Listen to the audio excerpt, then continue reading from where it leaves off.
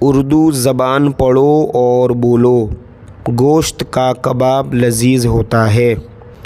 رشید سردی سے کانپ رہا ہے، نارنگی کی پھانک مجھے دو۔ چڑیا جال میں پھنس گئی، قارون زمین میں دھس گیا۔ شاکر کی طبیعت خراب ہے، بات بات پر ہنسنا مناسب نہیں۔ چاند نکل آیا، چاندنی پھیل گئی، منہ دھویا کرو، دانت مانجا کرو۔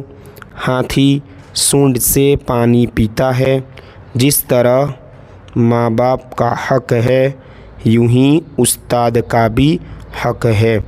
پھول کے باغ کو چمن کہتے ہیں، غنچہ کا معنی کلی ہے۔